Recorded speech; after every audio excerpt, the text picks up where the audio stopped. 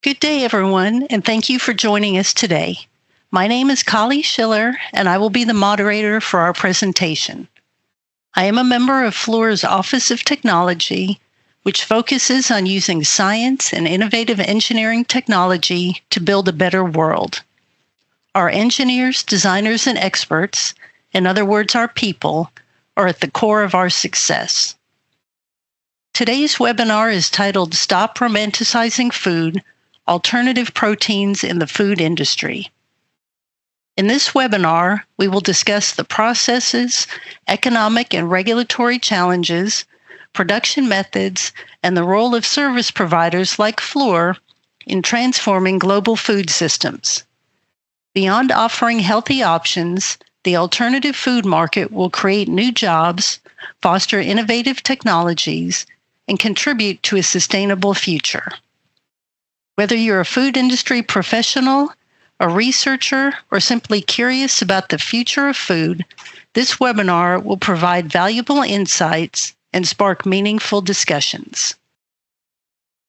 To set the stage for today's webinar with the HSC topic, please join me in welcoming Bill Slowick. Thank you, Kali. The safety topic for today is titled Bioreactor to Table: How Alternative Proteins Can Lead to a Safer and More Sustainable Future.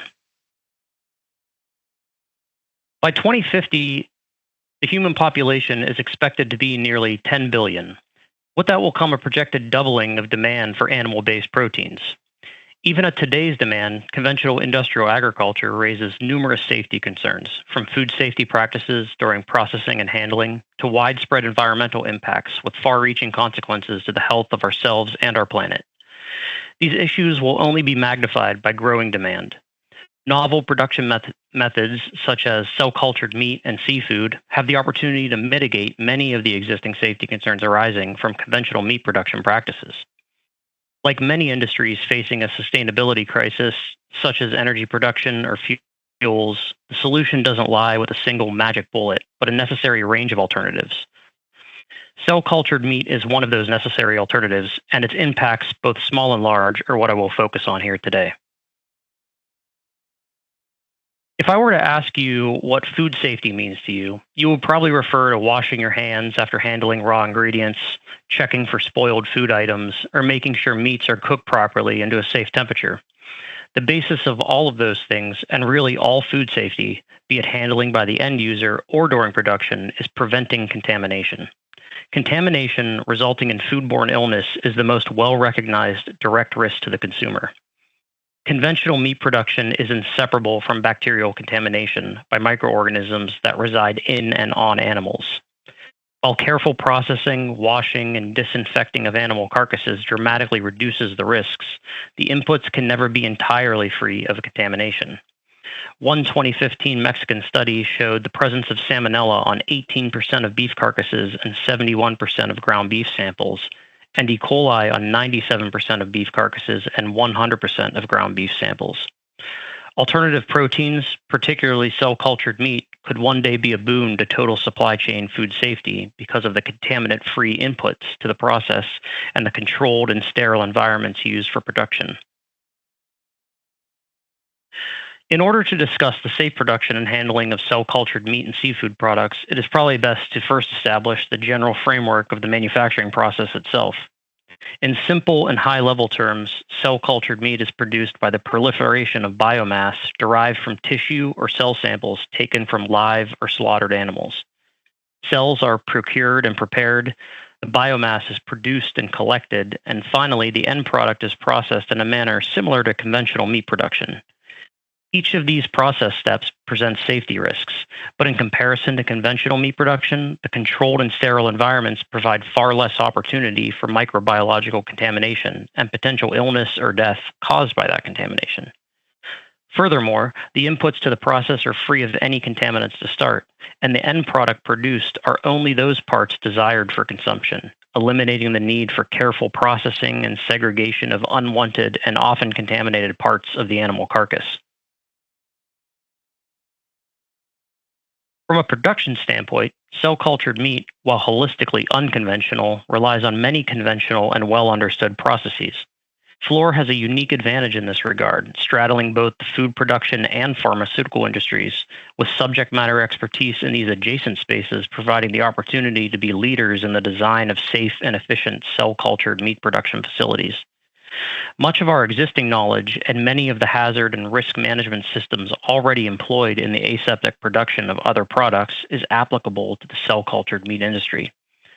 That said, it is important to understand the differences, such as potential hazardous materials used as scaffolds or microcarriers, possible allergens introduced through novel food additives, or unique process steps like cryopreservation that require cryoprotectants which may not be safe for human consumption.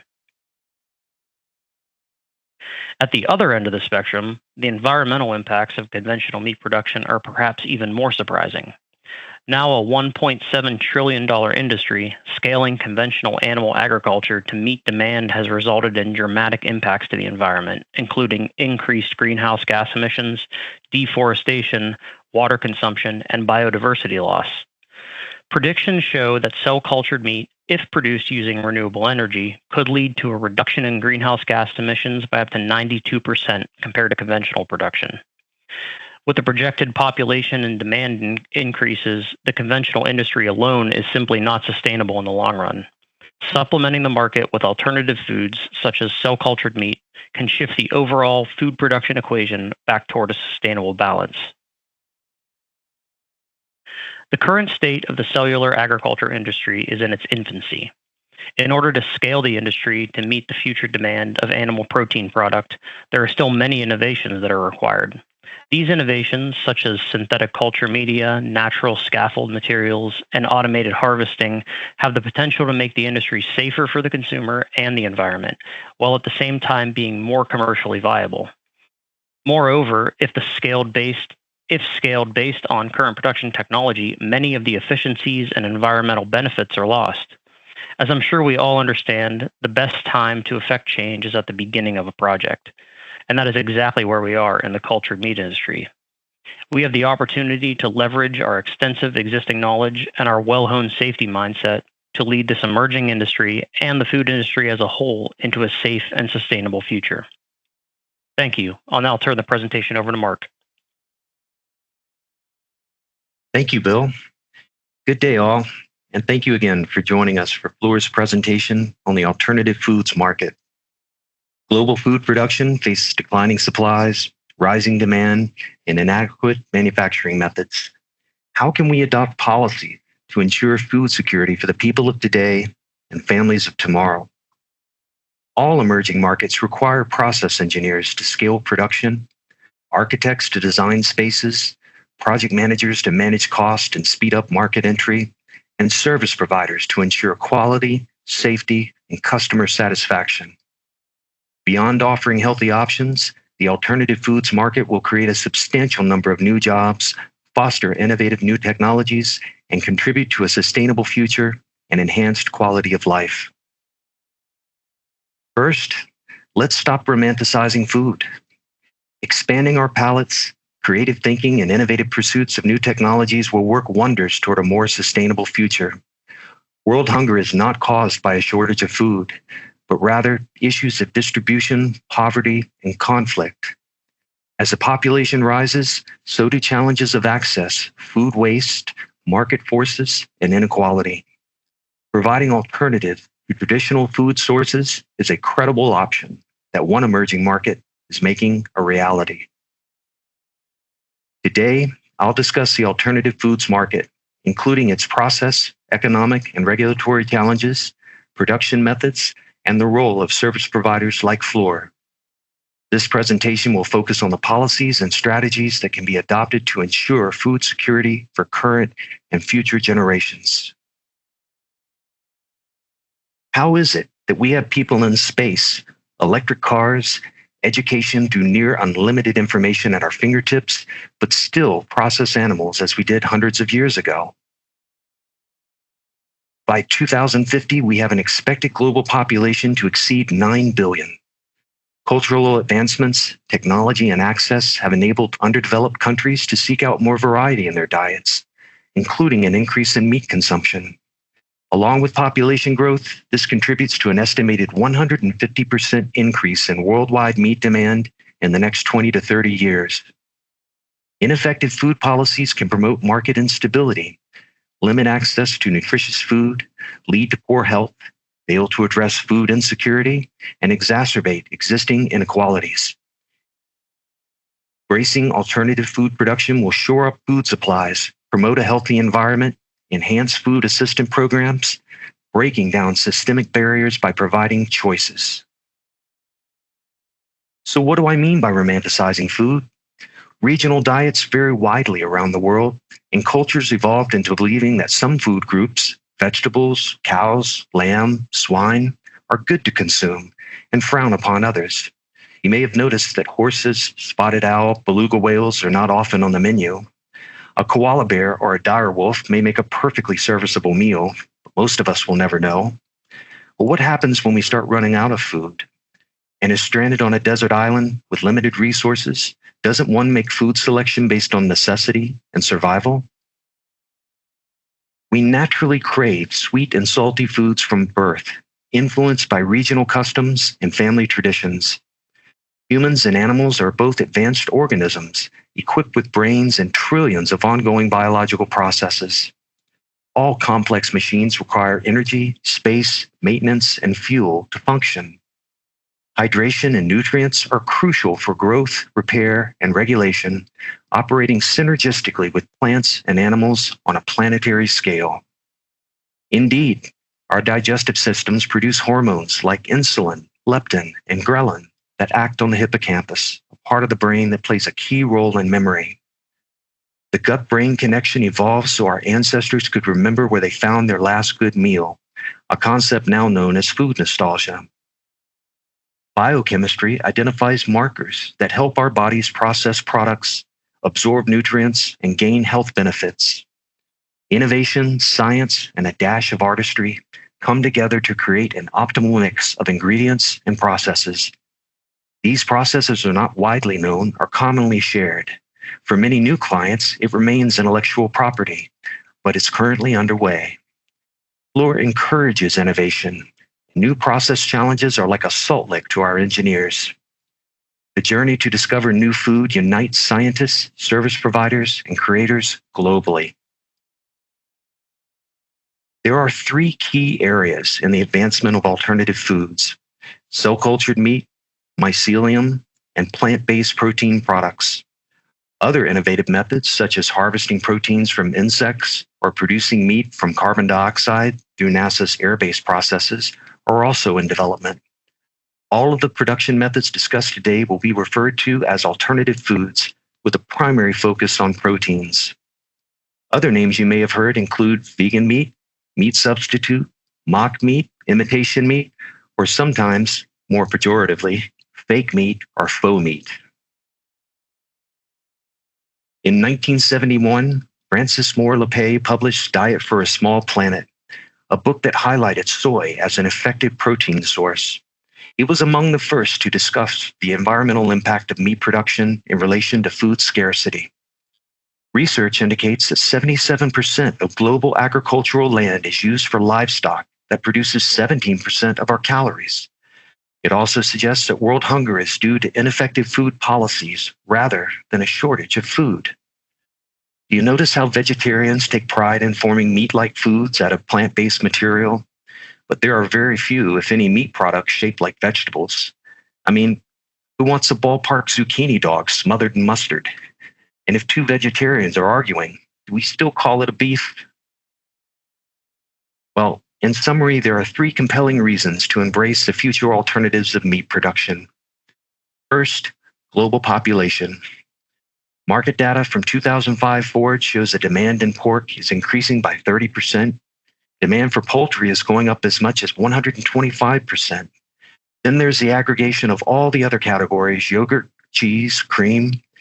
Eggs, while not the biggest market share, are the largest growth for 2020.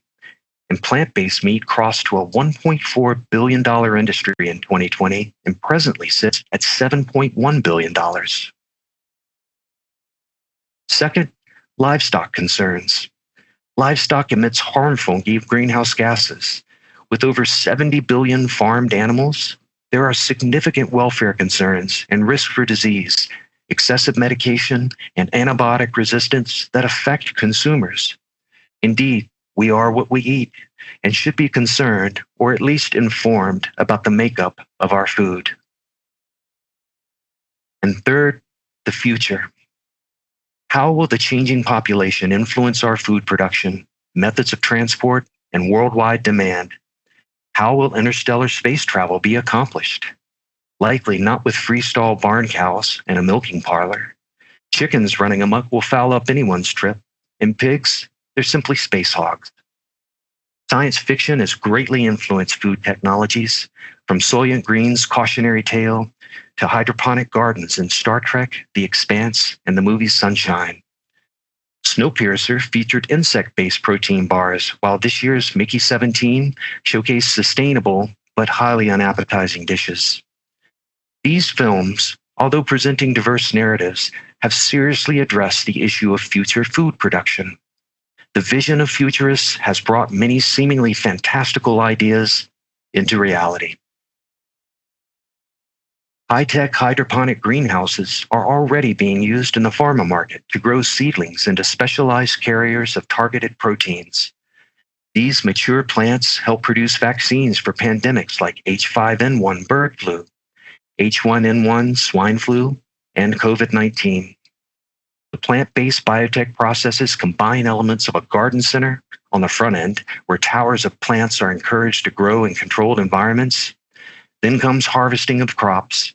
Now infused with especially cultivated protein solutions, the leaves can be clipped, homogenized, suspended in liquid, and finalized into bulk product with more traditional purification manufacturing methods. Foodies and chefs in the audience will agree that the enjoyment of a meal has as much to do with the satisfying pageantry of sourcing ingredients and the aesthetics of cooking as it does with the taste. The process: cultured meat, mycoproteins, and plant-derived proteins. Did you know that farmed salmon is dyed pink? If left natural, the salmon would appear gray, a rather unappetizing color. To avoid this, farmers feed these fish a supplement called astimythin, which gets absorbed into the flesh and makes them pink. Meat is not the only food, but it commands attention due to its demand, impact on environment, and cultural footprint. The world has come a long way from Dickensian-grade gruel to affordable steakhouses, and traditional method of meat production, they're not sustainable. Cultured meat allows us to grow only the part we want to eat. The first cultured beef burger was made by Maastricht University researchers in 2013, using over 20,000 muscle tissue strands. The burger cost about $325,000 and took 2 years to produce. It was taste tested on live TV in London that very year. The way it works, a few cells from a cow are placed into a bioreactor where they're grown to over 40 billion. These cells form muscle fibers that serve as the basis for meat production. As the cells increase, they are transferred to larger reactors until enough is available for harvesting. On a large manufacturing scale, this procedure usually takes 2 to 4 weeks. Microfibers are mature muscle cells that have fused together, creating elongated strands. These fibers compose the musculature of all animals, including humans. And myosatellite cells remain dormant until they're activated by exercise to produce new muscle tissue, which is essential for the development of cultured meat. As quaint as we might like to imagine farms, they no longer resemble the American Gothic motif. Today, animal farms are all about scalability. Farms are industrialized. The cultured meat industry is in its infancy, less than 15 years old. Everything is on a research scale. Fluor is already the leader in bioproduced products. While not the same industries, pharmaceutical and cultured meat are kissing cousins. Relief from hunger or pain is a universal necessity, and all living organisms require sustenance and medicine to meet their basic needs. Bioreactors are clean, sterile, no animals involved except for the cells, no antibiotics, and considerably lower health and safety concern. Imagine, in lieu of thousands of animals stalled together en masse, farms of reactor tanks instead. A favorite quote states that the factory of the future will have only two employees, a manager and a dog. The manager will be there to feed the dog. The dog will be there to keep the manager from touching the equipment. Depending on scale, soon our clients must decide between fixed, multi-use equipment, steel or glass reactors, and disposable single-use equipment, plastic films, bags, tubing. Single-use equipment offers benefits such as increased manufacturing flexibility, reduced cross-contamination risk, and no need for cleaning. The general purpose of a bioreactor is to monitor and control the growth of cells to produce various products, often for therapeutic applications, and today used for alternative food production. Scale-up works like this. A 25-liter seed reactor scales up to a 100-liter reactor, then to a 500-liter seed reactor, then to a 2,000-liter bioreactor, and upwards to what fits in the manufacturing space.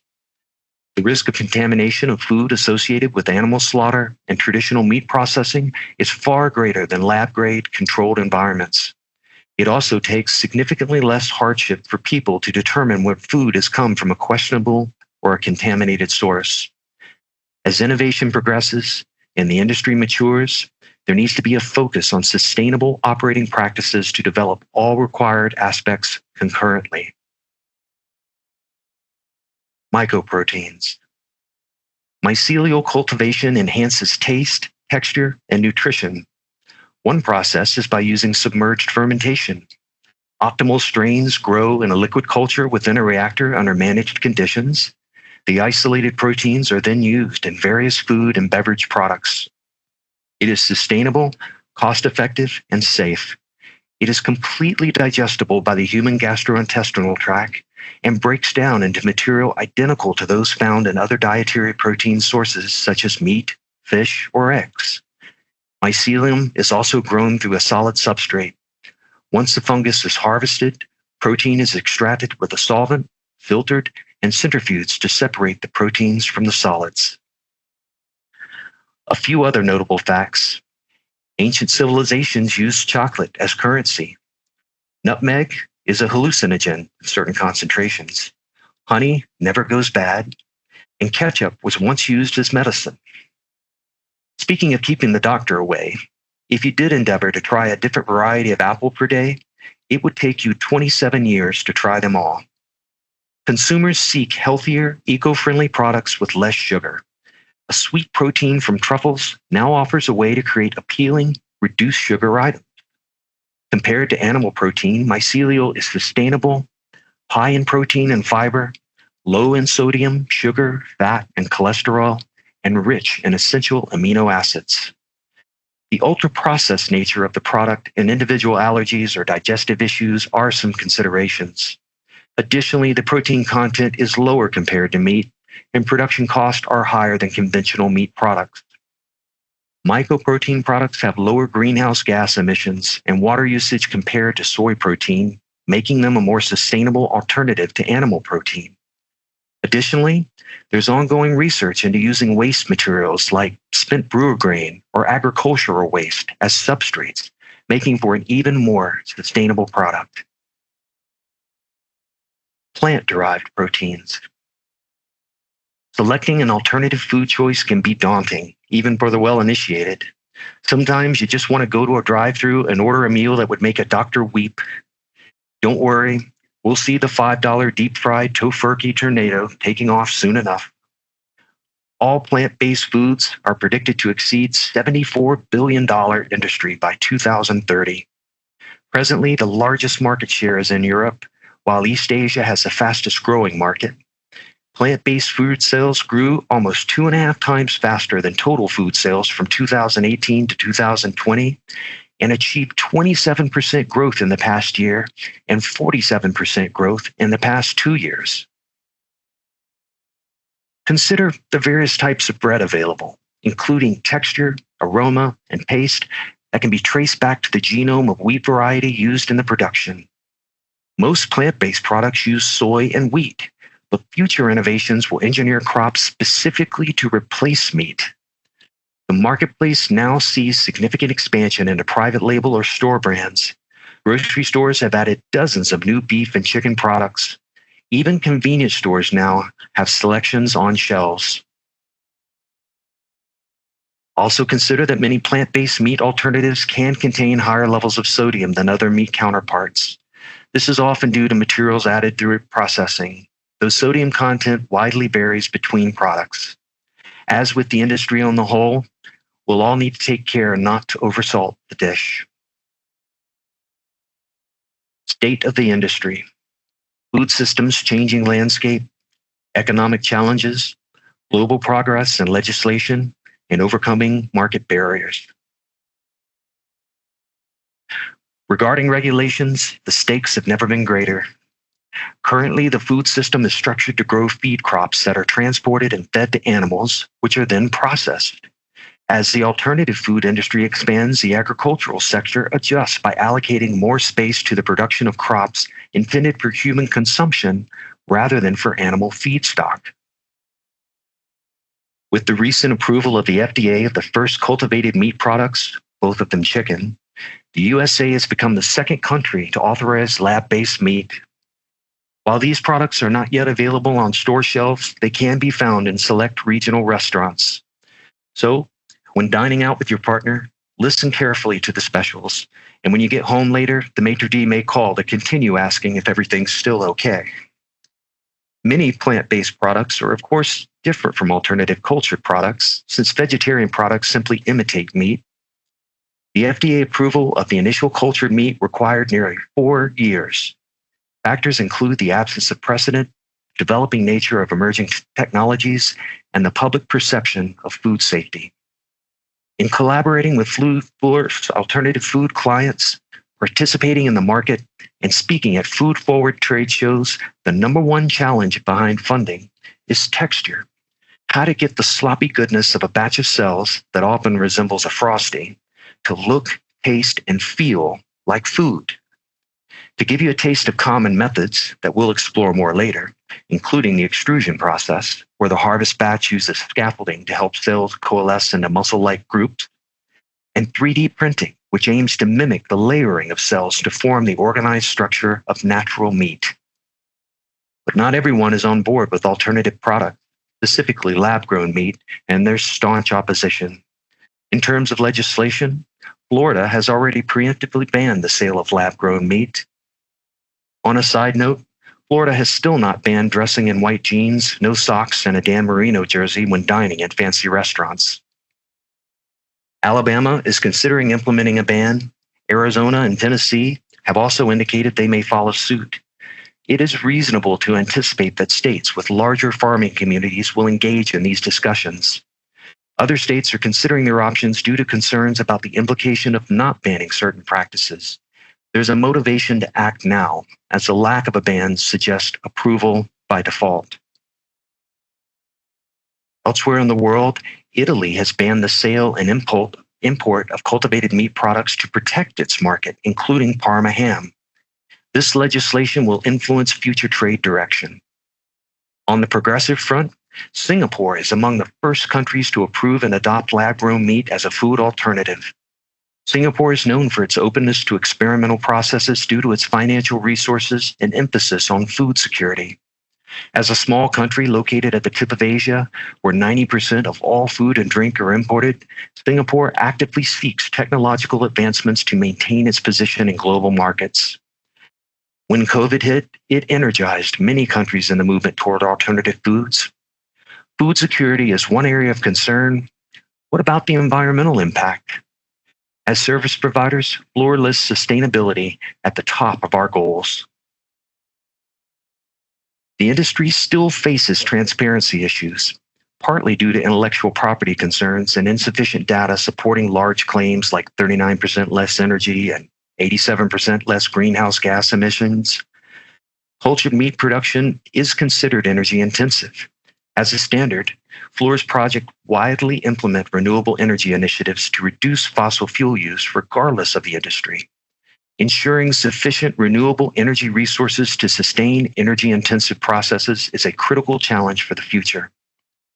In addition to key planet-warming gas like carbon dioxide, worldwide data shows 14% of emissions come from livestock due to methane and gassy cows. You know where you send the cows with upset cow tummies? Well, to the pharmacy, of course. But no business model competes with free. And being upside down on the cost of manufacturing is a sure end to an economic plan, however idealistic. In business, same rules apply. Historically, multiple generations have traditionally invested in farming and agriculture. Embracing alternative foods requires changing our mindset. Just as we discard harmful habits like excess sugar, salt, and smoking, we should avoid romanticizing food sources. Available documentaries on meatpacking can challenge our views on animal treatment, slaughter, and processing. The meat paradox is a neurological concept that describes this psychological and ethical conflict that arises when individuals care for animals while consuming meat. This contradiction is often linked to cognitive dissonance and the need to rationalize meat consumption. Manufacturing companies involved in plant-based meat have implemented price reduction strategies by lowering retail prices by up to 20% in 2021. Various components of the product's per unit cost may decrease with scaling, such as packaging, research and development, general overhead, administrative expenses, and an expanded distribution network. There are also opposing viewpoints to cultural changes. The Dairy Pride Act, which stands for Defending Against Imitations and Replacement of Yogurt, Milk, and Cheese to Promote Regular Intake of Dairy Every Day, was introduced in the Senate in February 2023. This act aims to prohibit labeling plant-based dairy alternatives with names traditionally used for dairy products such as cheese or butter. Additionally, the federal Real Marketing Edible Artificials Truthfully, or Real Meat Act 2019, has been introduced but not yet passed. This legislation mandates that all products simulating beef must be labeled as imitation. Despite the significant efforts that went into creating these acronyms, the final decision remains unresolved. So the debate rages on. Production methods, technology landscape, health, and nutritional aspects. You know what a great name is for a food manufacturing plant? The Status Factory. Fluor doesn't often get the chance to name the facilities we build, but someone's leaving money on the table by not claiming that one. Various methods for producing alternative food are being explored, with some gaining widespread adoption. Shear cell and 3D printing are mechanical innovations, whereas texturization and enhanced fermentation methods are biological innovations. Shear cell technology involves applying shear force to plant-based proteins using two cylindrical rotating plates. This method effectively addresses the texture challenge faced by alternative protein products. Currently, plant-based chicken products are being produced using the shear cell method. The cultivated cell mass, frequently combined with vegetable proteins and fats, can be subsequently processed using enzymes. Transglutaminase, aka meat glue, uses extrusion texturization operations to create edible mincemeat-style food products. While the industry is not doing themselves any favor calling it meat glue, they should call it chicky sticky, or really anything without the word glue in it. This process is successful in the chicken nugget business. On the health and safety front, there is a need for additional research on the effects of various foods on metabolism, underscoring the importance of considering heme and other key ingredients as significant factors in tumor initiation and progression. At Fluor, we want you to participate in transitioning the world's diet to more diverse food sources. Faux meat can offer nutritional benefits comparable to traditional meat, including similar calories and high-quality protein. Future of alternative foods.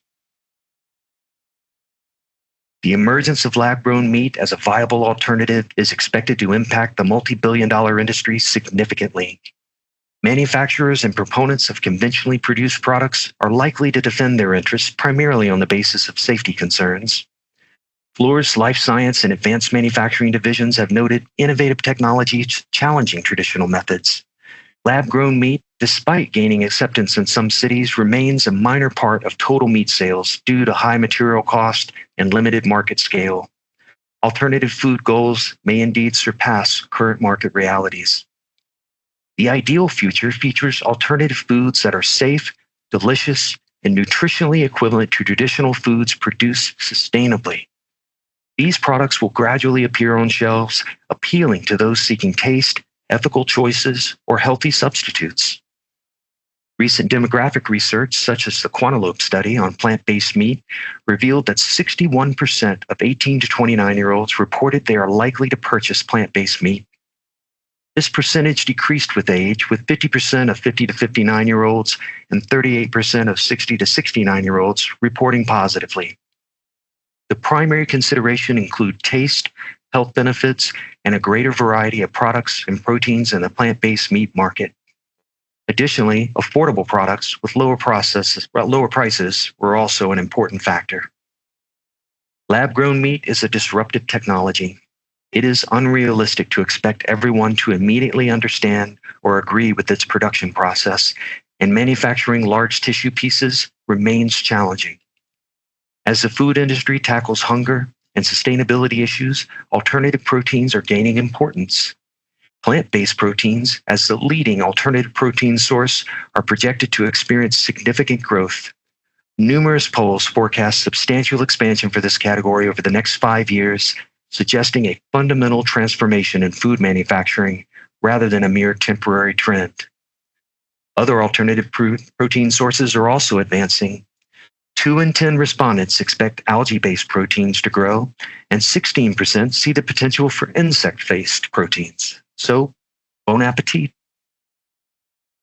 Alternative foods are increasingly viewed as solutions to global needs rather than just gimmicks or challenges.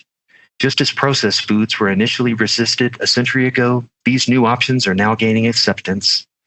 Cell-cultured meat is an emerging industry driven by innovative ideas to solve global challenges.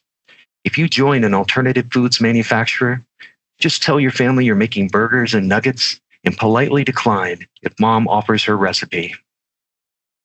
In the US, alternative food sales are highest in the South, particularly in urban areas such as Austin, Atlanta, DC, and Charlotte, which are known for their large populations. Although there is positive outlook for this market, significant challenges remain. Future processes may take time to get products on shelves, often causing frustration. Advancements in technology, safety, and information will bring new options and influence preferences. So be cautious about upgrading too far into single malt scotch, as it won't be readily available when you're in rough country. World hunger is not caused by a lack of food. At Fluor, we continue seeding the conversation with colleagues and clients and collectively throwing open the barn doors of industry. Bait the industrious engineers at Fluor, and we will snap at the carrot, letting creativity and the bedrock of experience inform solutions. Initially, innovation can be challenging and costly and may not always yield immediate rewards. But then, ideas start building muscle, having structure, adding ingredients, and maturing. At Fluor, we want our alternative foods manufacturing clients to be energized by the technology, satisfied with the service, and eager to work with us in the future. Thank you for your time. I'll now turn the presentation back over to our moderator. Thank you very much, Mark and Bill, for the very interesting webinar. So let's take a moment to address the questions we've received from the audience. So again, please make use of the Q&A tab to ask any questions. So the first question, Mark, says, plant-based food researchers are telling us that processed foods are harmful to our health. The U.S. National Institutes of Health states warnings should be placed on ultra-processed foods. This concern includes plant-based processed foods. So how do we know that these alternative proteins will be as healthy as whole foods? That's a great question, and it's certainly worth considering methods we can put in place to address matters of safety and questions of ingredients and ways of processing. But one thing to consider is we've been consuming healthy processed foods for over 100 years. we've got those foods regularly in our diets that we've come to accept and integrate into our daily living. I think the same is going to take place with alternative foods, including plant-based protein products. Okay, thank you. Our next question, referring back to slide 41, can you re-explain what the label censorship on naming legislation in California, Oklahoma, and Louisiana means? Sure. There's a concern with transparency. There's competing markets, so it's understandable that the butter or the cheese industry that create their products naturally or farm grown, as we come to know as natural, would be concerned if there's imitation products that also serve themselves up as butter or cheese. So the naming conventions of all alternative protein products are always going to be challenged, and hopefully come to some compromise that allows these products to be on shelves and share the space while not deceiving consumers, but informing them as to what the contents are so that they can make their choice a little better without concern of what it is they're consuming. Got it. That makes sense. Thank you. See, our next question, and the answer may vary by country, but which organization is responsible for overseeing global production of lab-grown meat and ensuring it isn't unethically altered? Well, the regulatory agencies can vary by region. The FDA is considered more or less the worldwide leader. In fact, those countries that don't have regulatory agencies of their own will default to the FDA. European regulatory authorities also govern their lab-grown meat, as well as Asia and Japan have their regulatory agencies. So depending on the region, those regulations can vary. But for us, for the U.S., largely that's going to be the FDA. All right, thank you. The next question, and I may mispronounce this, but how can solein, S-O-L-E-I-N, potentially help reduce greenhouse gas emissions, land and water use compared to traditional protein sources, and what are the current challenges? Well, as mentioned during the presentation, just backing off of the slaughtering or farming of animals in large contained spaces is going to reduce by default greenhouse gases. Less cows, which are the largest producer of methane, means less greenhouse gases. And controlled environments means controlled emissions. It means that we have devices and equipment in our artillery, basically, that can filter out things that would be harmful or emit into the atmosphere. Indeed, that's what manufacturing facilities do to this day. They have to comply with emission standards, but it'd be quite difficult to imagine governing that on a field of cows. So I hope that provides a reasonable answer, or at least a path to the solution. Yes, thank you. See, our next question, is it easy to distinguish cultured meat or between cultured meat and traditional meat? The goal of cultured meat is going to be to replicate that which we visually see and come to understand as the meat that we eat. Certainly, the conventional meat industry does things to make them more aesthetically pleasing. Those type of additives and processed methods are going to be deployed by all industries producing food. We do eat with our eyes first, so not only to create the most appealing visually product, but that which feels right, texture, which tastes right, and which sounds right when they're cooking. So all of the aspects of how we receive food and how we eat with our eyes, our ears, our hands, our senses are going to be integrated into manufacturing methods for alternative proteins as they are with traditional meat-based processes. To see them side by side, the ideal goal is to make them indistinguishable. All right, that makes sense. Appreciate that. See, next question. Could you speak more on the projects that Fluor is or has been involved with on alternative food production? Fluor has had projects in both the U.S. and Mexico. We've worked with burger manufacturers in making burgers made from plant-based material and injecting heme and other substances to make them more digestible and appealing from a taste perspective. We've worked in the alternative foods market for salmon and fish and tuna. And we have smaller emerging industries where we work with companies in our incubation side of Fluor that may not have the large scale production sized jobs that Fluor traditionally gets involved in. But because they're on the cusp of a new industry, Fluor wants to be there all along. So we help we help them to incubate and get their ideas to get further investment and to make those facilities and that scale up required to meet consumer demand possible. And has that work, is it traditionally out of a single one of Fluor's offices, or is it global? Could you just speak to the knowledge that the company has? Oh, sure. With Fluor having over 40,000 employees worldwide, we are a global organization. And while our Advanced Technologies and Life Science division largely addresses the cultivated meat or alternative protein industry, we have subject matter experts along every step of the process. It's not always just about the science of producing the material, but how the manufacturing scale is going to work. And those type of processes can be very similar across the board. Fluor's had a presence in biotech and pharmaceutical processing since its innovation. Fluor has a strong presence in large-scale food manufacturing, with everything from making more of the same type of product that companies have to making the products that they make more efficient, more sustainable by increasing the efficiency of the utilities and the recyclability of waste that they have coming out of their facilities.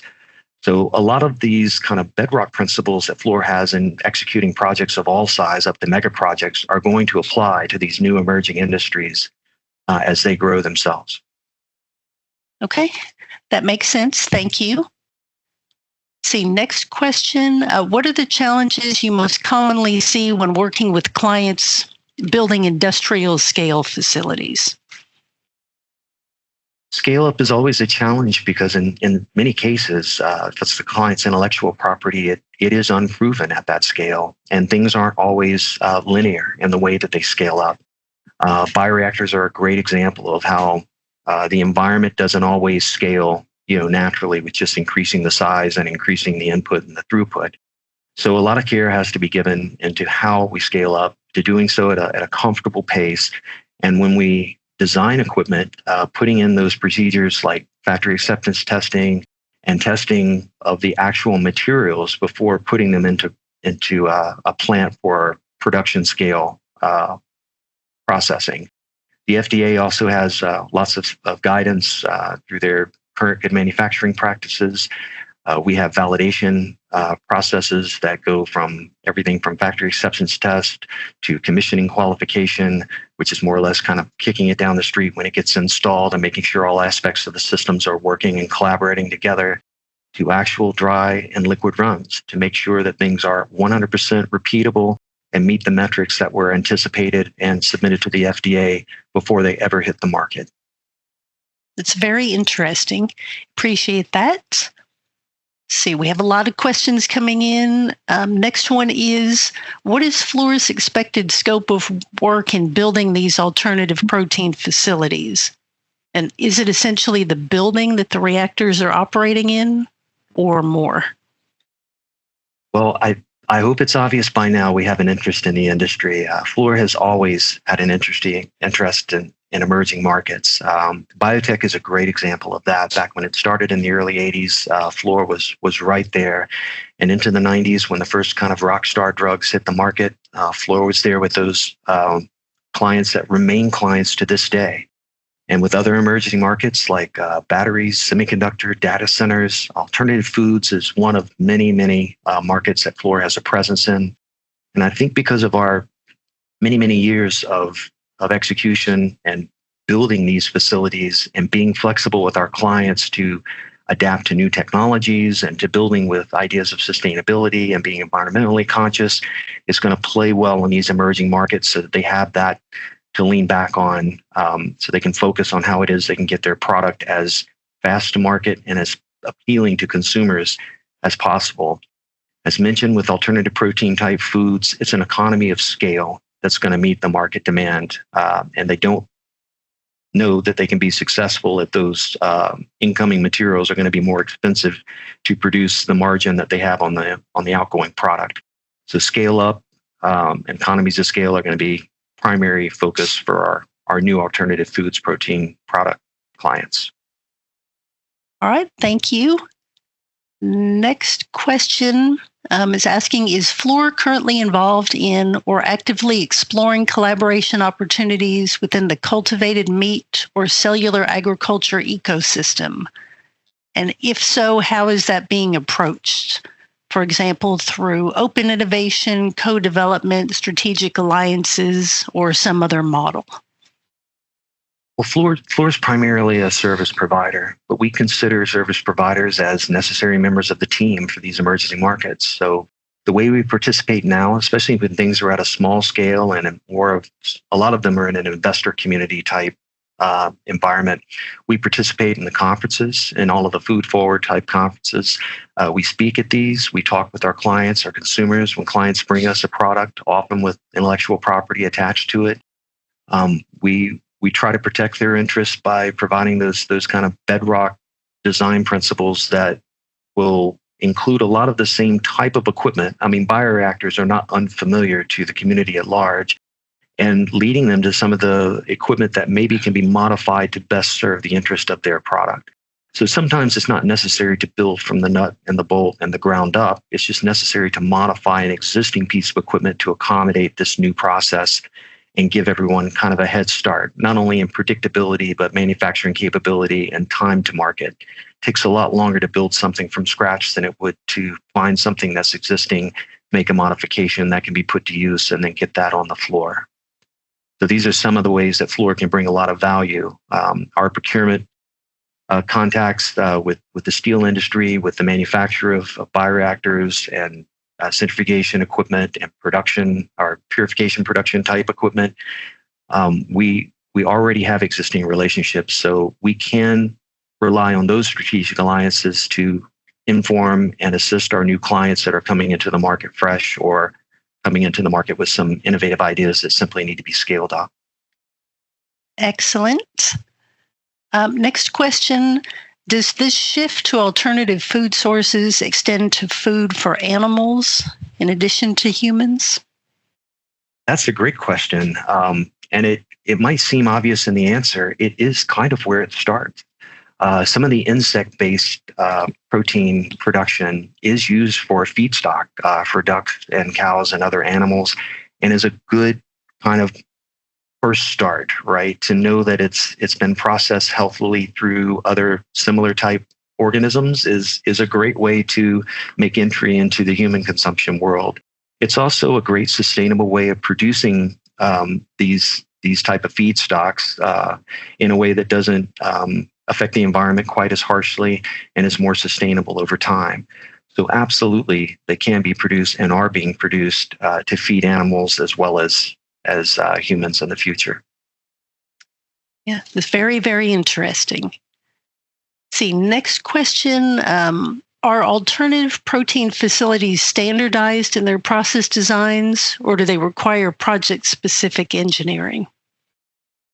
They would all require project-specific engineering because they all have unique traits to their manufacturing methods.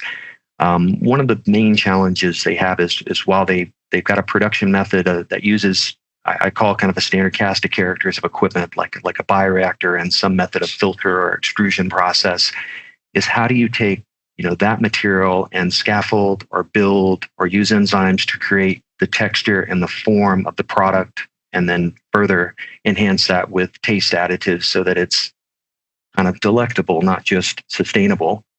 We want to eat things that taste good as well as serve our body's needs.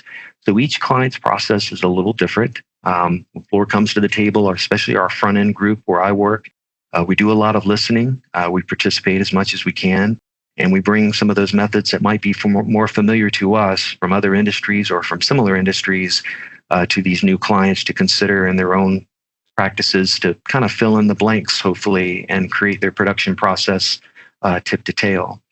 There's other innovative methods that are going away from stainless steel type equipment and into disposable single-use type equipment, which is a lot more flexible and requires a lot less cleaning, as you can imagine. If it's single use, it's by definition disposed of as soon as the batch is processed through.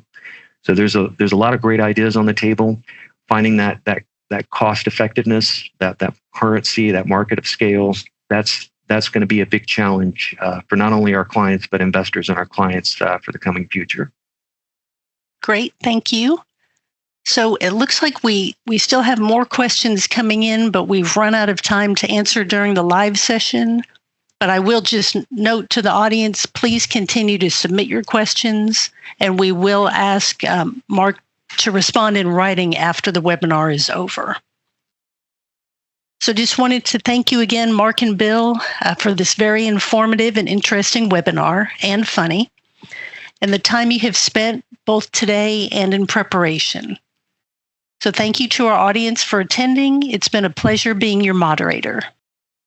Please continue to stay informed of these events by visiting the Innovation Builders page on Fluor.com or following our social media channels using hashtag #InnovationBuilders. If you'd like us to send you email notifications of future webinars, please email us at innovation.builders@fluor.com with opt-in in the subject line.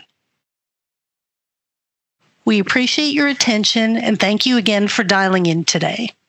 As mentioned, we will send out a compiled list of the questions and answers shortly, along with the notification that the webinar recording is available for replay on Fluor.com and on Fluor's YouTube channel. If you have any questions or require additional information, please email innovation.builders@fluor.com and someone from our team will get back to you.